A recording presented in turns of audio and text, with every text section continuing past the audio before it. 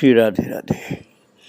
भक्तों, जो प्रभु के प्रेमी होते हैं, वो चाहे स्त्री हो चाहे पुरुष हो या कोई भी हो, उनका सहज स्वभाव होता है। गीता जी के 10वें अध्याय में प्रभु ने कहा है, मच्चित्ता मद्गत प्राणा बोधयन्तः परस्परम कथयन्तश्च माम नित्यम तुष्यन्ति च रमन्ति च। वो कहते हैं प्रभु कि जो मेरे प्रेमी होते हैं उनका चित्त मुझ में लगा रहता है। मच्चित्ता मद्गत प्राणा, मेरे लिए उनके प्राण रहते अर्थात जीवित होते हैं।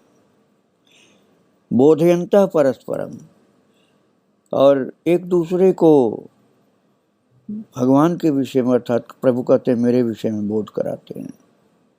कथयन्तश्च माम नित्यम, प्रभु कह रहे हैं मेरे विषय में ही कथयन्त अर्थात चर्चा करते हैं। तुष्यन्ति च रमन्ति च, मुझ में ही रमण करते हैं और मेरी बात करने में सुनने में ही संतुष्ट होते हैं। बिल्कुल ऐसा ही स्वभाव गोपियों का है। गोपियाँ इकट्ठी होती हैं तो केवल कृष्ण वार्ता करती हैं। ऐसी गोपियाँ इकट्ठी हुई थी और वो आपस में जब प्रेम भरी कृष्ण चर्चा कर रही थी, उसी समय एक हेमा नाम की सखी आ गई और बड़ी उदास सी थी। उसको देख करके सखियां बोल पड़ी, क्यों रही हेमा, तू ऐसी मरी मरी सी क्यों हो रही है। उत्तर में हेमा की आंखें जैसे मोतियों जैसे आंसू की बूंद टपकाने लगी। तो सखियां कहती हैं कि हम सब ने चकित होकर उसे घेर लिया और उससे कहा हेमा से कि ये क्या बहन, हमें नहीं कहोगी मन की बात, इतना आंसू तुम्हारे गिर रही है। तो हेमा ने कहा क्या कहूँ बहनों, मैं महा अधम हूँ, किसी प्रकार इस तन से मुक्ति पाऊं तो शांति मिले। रोते रोते बोली थी हेमा। एक सखी ने कहा ऐसी क्या बात हो गई जो इस प्रकार से रो रही और तन से मुक्ति मिले तो शांति मिले ऐसा कहती है। तो उसने कहा कहते लज्जा लगती है बहनों, एक दिन गाय दुही जा चुकी तो मैं बछड़े बांधने गौशाला में गई। नीला का बछड़ा गौरांग बैठा हुआ था। सबसे पहले मेरी दृष्टि उस पर पड़ी। मन में था एक संकेत दूंगी तो वो उठ करके खड़ा होगा, किंतु वो खड़ा ही नहीं हुआ और मैं भूल गई कि उसको उठाने का इशारा करूंगी और ये भी भूल गई कि मैं क्यों आई हूं इसके पास। और मैं तो उसको गोद में लेकर के बैठ गई, उस बछड़े को। वो भी अपना मुख सिर मेरी गोद में टिका करके अधखुली आंखों से मुझे देखने लगा। सखी कहने में लज्जा लगती है, पर बिना कहे तुम मेरी अधमता जो है ना मेरे नीचे है उसका परिचय कैसे पाओगे। कैसे ज्ञात होगा तुम्हें कि हेमा की इस स्वर्णलता देह में कज्जल से भी अधिक काला मन है। देखने में इतनी गोरी हूँ, मन मेरा बहुत काला है।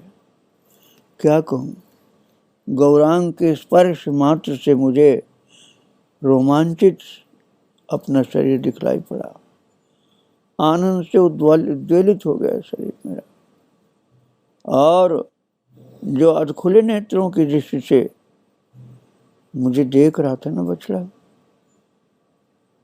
उसने मेरी सारी चेतना हर ली। कितना समय व्यतीत हो गया कुछ मुझे मालूम नहीं, न जाने कब वो उठ करके अन्यत्र चला गया और मैं मूर्छित सी पड़ी रही। और मैया ने आकर के डांटा तब बाहरी ज्ञान हुआ। संपूर्ण रात्रि उसका स्पर्श मुझे याद आता रहा। प्रातः मंगल भैया आए, तुम जानते हो मेरे भाई को नहीं, मंगल ही हमारे बछड़े चराने ले जाता है ना, वही आया और मैया ने छींका सजा करके दिया कि उसे थमाऊं।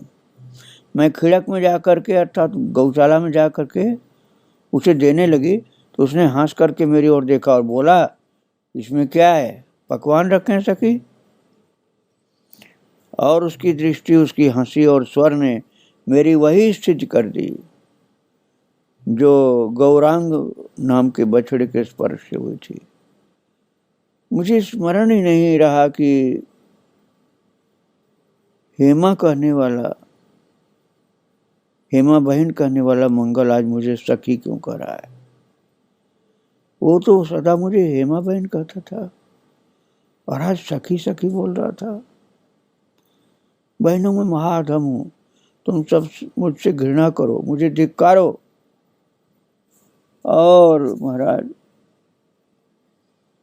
हेमा रोने लगी और सखियों के चरणों में गिर पड़ी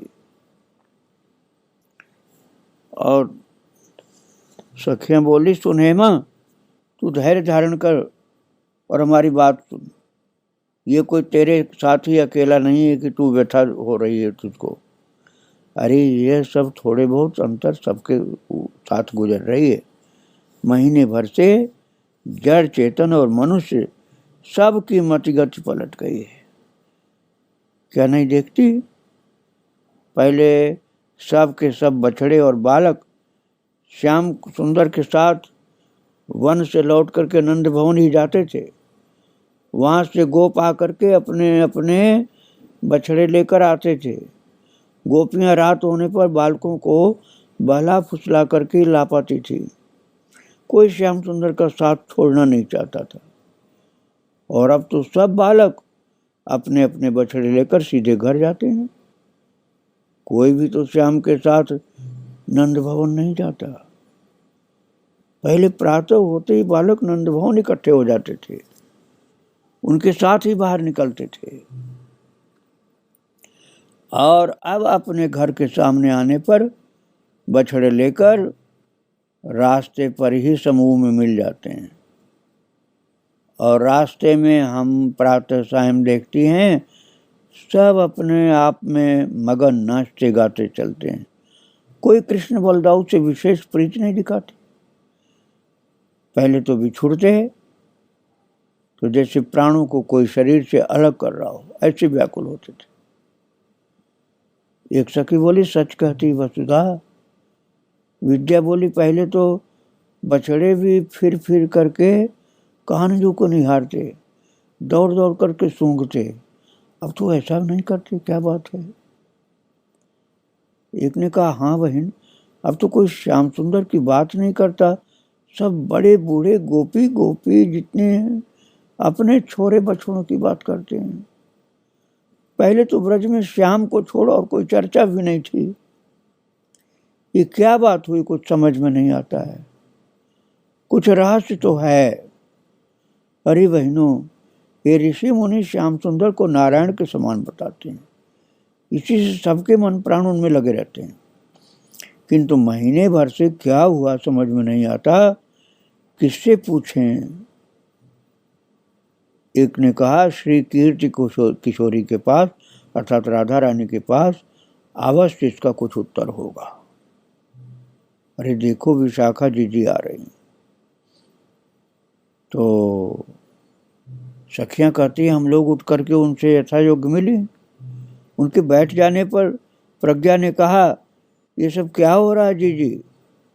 हंसकर जीजी बोली, क्यों, क्या हो रहा है रे?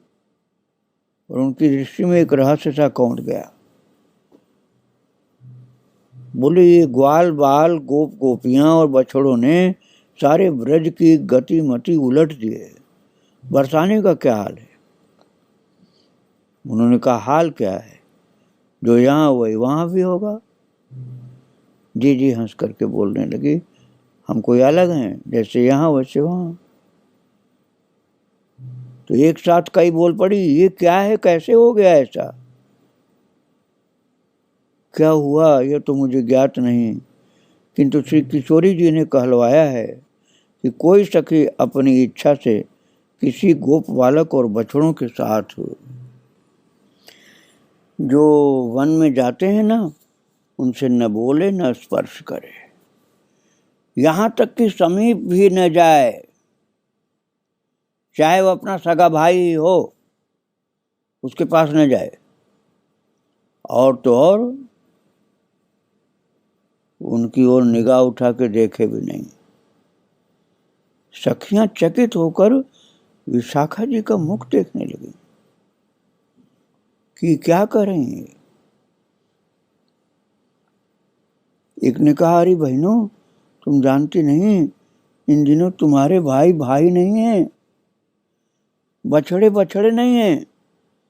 और क्या कहूं, प्रथम दिन तो उनका लकुट आभूषण और सब कुछ वो नहीं थे जो पहले रहे। फिर कहा विशाखा ने कि तुम जो देख रही हो तुम्हारे समझ में नहीं आ रहा ना, लेकिन तुम चिंता मत करो, ज़्यादा सोच विचार मत करो, सब ठीक है। जैसा किशोरी जी ने कहलाया उसी के अनुरूप चलो। तो एक सखी ने पूछा कि ऐसा कब तक चलेगा? कहा, कौन जाने, ये तो उचित नहीं। सभी की प्रीत के केंद्र श्याम सुंदर हैं, उनको छोड़ करके सब के सब दूसरी ओर खींचे चले जा रहे हैं। पता नहीं क्या हो गया है। श्याम सुंदर को छोड़ करके बछड़ों से प्रेम सबको क्यों हो रहा है? सखी, क्या उचित है और क्या अनुचित है, इसकी चिंता छोड़ करके कुछ बताओ तो। ये कह करके विशाखा जब उठ खोल के खड़ी हुई तो सब मिल करके प्रस्थान की और सोच रहे हैं कि हुआ क्या हम लोगों को है कि हम कृष्ण को न देख करके बछड़ों को देखती रहती हैं। ऐसी विचित्र लीला हुई थी भक्तों। कन्हैया सब बछड़ों के रूप में जैसे हो गए थे, उन्होंने अपना रूप बछड़ों का बना लिया था। और गैया अपने बछड़ों को ऐसे प्यार करने लगी थी जैसे वो कन्हैया को प्यार करती थी। सभी बछड़ों को उनकी माँ अर्थात गैया जो है गाय, वो ऐसे चाटती थी, चूमती थी कि जैसे कृष्ण ही मिल गए उनको। और सखियों को जो कृष्ण से प्यार होता था वो सब बछड़ों से प्यार हो गया था। इसलिए सखी शर्माती थी कि ऐसा प्यार तो मुझको कन्हैया से था, अब हमको बछड़ों से इतना प्यार क्यों हो गया। तब विशाखा जी के द्वारा राधा जी ने कहलाया था कि तुम लोग समझ नहीं पा रही हो, ये कृष्ण ही इस तुम्हें बछड़े बन गए हैं और इसीलिए तुम सब बछड़ों को गोद में ले करके आंखों से आंसू गिराती हो और रोती रहती हो, प्रेम विभोर रहती हो, वो मूर्छा जाती है। तुम में से अधिकांश को प्रेम की समाधि लग जाती है। ये कृष्ण की ही लीला है।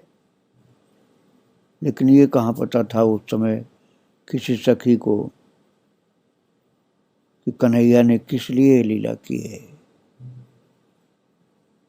अनेक रूप धारण किया है श्याम सुंदर ने, क्योंकि उसमें बछड़े तो सब चले गए थे ब्रह्मा जी के लोक में।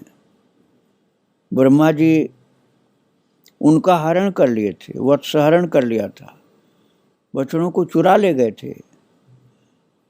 और ब्रह्मा सोच रहे थे कि अब तो बछड़े रहेंगे नहीं, मैं सब लेकर चला गया हूँ। और वह आकाश से देख रहे हैं कि जितने बछड़े से पहले उतने ही अब भी हैं, थोड़े से भी कम नहीं पड़े हैं। और कन्हैया ने सब बछड़ों का रूप धारण कर लिया है, इसलिए सब गोपियाँ बछड़ों से लिपट लिपट करके रोती हैं, प्यार करती हैं। लेकिन ये बात उनको बहुत मुश्किल से बाद में मालूम हुआ। ऐसी प्यार की दशा बछड़ों के साथ जो हुई थी वो कृष्ण की लीला थी। आओ हम सब गोपियों को और उनके प्यारे श्याम सुंदर जो बछड़ों के रूप में उनको प्रणाम करें। श्री राधे राधे, जय श्री राधे।